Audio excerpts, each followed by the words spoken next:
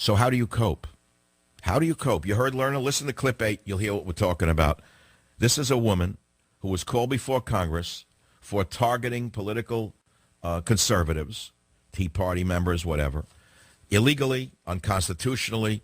Listen to what she said in clip 8.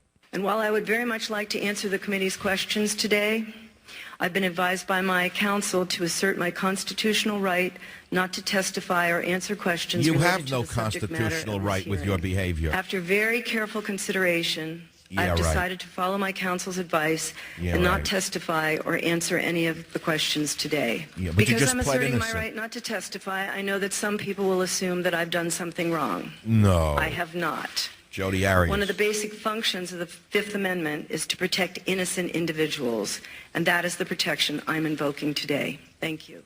And then this dirtbag gets up, and she walks out of a congressional hearing without a further word. She doesn't even sit there. Her and her filthy lawyers with their big, brilliant briefcases walk out like they're God Almighty. Why? Because they know who's protecting them. They were told by the DOJ. They were told by the White House, in my opinion. They were told by their controllers, don't worry about it, nothing's going to happen, the fix is in. Very much like a third world dictatorship. And that's why she had the imperiousness and the audacity to just get up and basically spit on Congress. To me, that was contempt of Congress.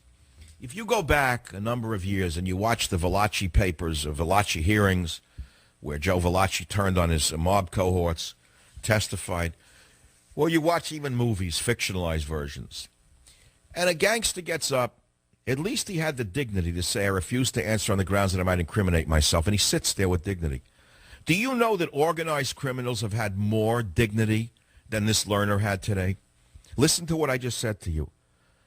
I've been watching America for a number of decades now. Organized criminals who took the Fifth Amendment or pled the Fifth Amendment did so with more dignity and more respect for Congress than this dirtbag did today. Rochester, New York. Jay, what's on your mind, Jay? Welcome to the program.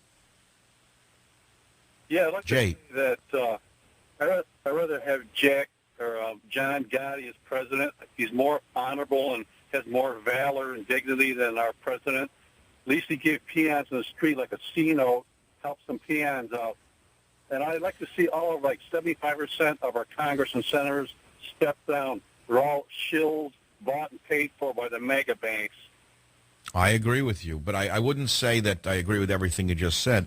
What I said was that the IRS's Lois Lerner today had less dignity than most of the organized criminals who appeared before Congress and pled the Fifth Amendment. At least they sat there after what they said was, I respectfully refuse to answer any questions that may incriminate me, the Fifth Amendment, and then they sat there. They didn't get up. Their lawyers didn't tell them to leave. They didn't walk out with their stinking suits and big briefcases with a smirk on their face like Jodi Arias.